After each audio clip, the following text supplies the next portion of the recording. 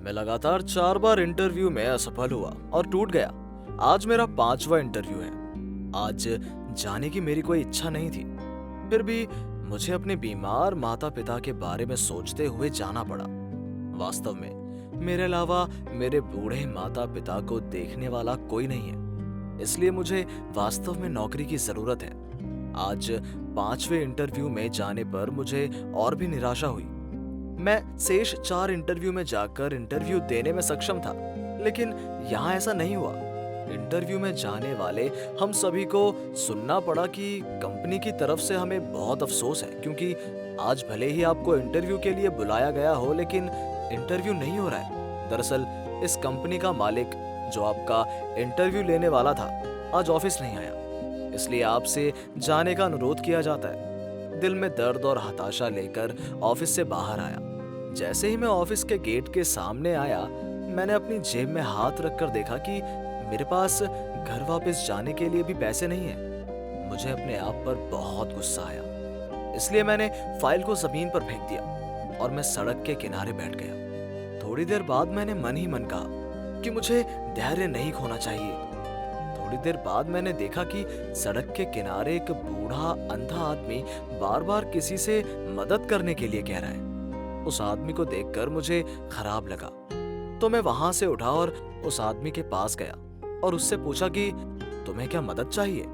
उस आदमी ने मुझे 1000 रुपए का नोट दिया और कहा, क्या आप इस 20 रुपए को लेकर बगल की दुकान से मेरे लिए कुछ रोटी ला सकते हैं। मैंने कहा, हाँ वो तो कर सकता हूँ, लेकिन चाचा ये 20 रुपए का नोट नहीं है, ये 1000 रुपए का नोट है। वो आदमी हंसा और बोला, अच्छा मैं अंधा हूँ इसलिए मुझे समझ नहीं आया।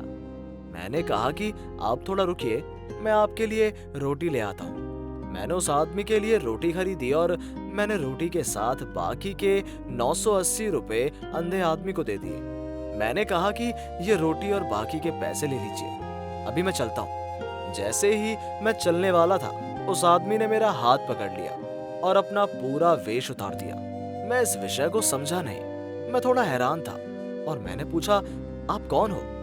उस आदमी ने मेरे कंधे पर हाथ रखा और कहा कि आज आप जिस कंपनी का इंटरव्यू देने गए थे, मैं उसका मालिक हूँ और मुझे ही इंटरव्यू लेना था, लेकिन मुझे इस पद के लिए एक सच्चे और धैर्यवान व्यक्ति की तलाश थी, इसलिए मैंने इंटरव्यू छोड़ दिया और आप जैसे लोग जो इंटरव्यू के लिए आए थे, उनकी ईमानदारी की जांच करने के लिए गली में खड़ा हो गया।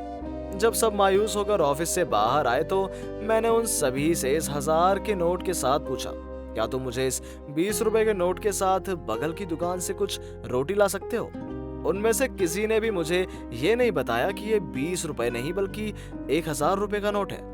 वो मेरे लिए 20 रुपए की रोटी ले आए और बाकी पैसे अपने पास रख लिए और फिर कुछ ने पूरा पैसा ही ले लिया। आप उनमें से एकमात्र व्यक्ति हैं जिन्होंने मुझे बताया कि ये 20 रुपए का नोट नहीं है, ये 1000 रुपए का नोट है, और रोटी लाने के बाद तुमने मुझे बाकी पैसे ठीक से वापस कर दिए। मैंने देखा कि घर लौटने के लिए तुम्हारी जेब में पैसे नहीं थे। आप चाहते तो यहाँ से पैसे निकाल सकते थे, लेकिन आपने नहीं किया। आपने साबित कर दिया कि आपको दूसरे के पैसों का लालच नहीं है। मैं आपकी ईमानदारी से प्रभावित हुआ और आप इस नौकरी के लिए एकदम सही हैं। आप कल से ज्वाइन कर लीजिएगा। और मेरे जाने से पहले उस आदमी ने मुझे 1000 रुपए का नोट दिया और कहा कि रख लो, जब आप घर जाएं तो अपने माता पिता के लिए मिठाई खरीदें।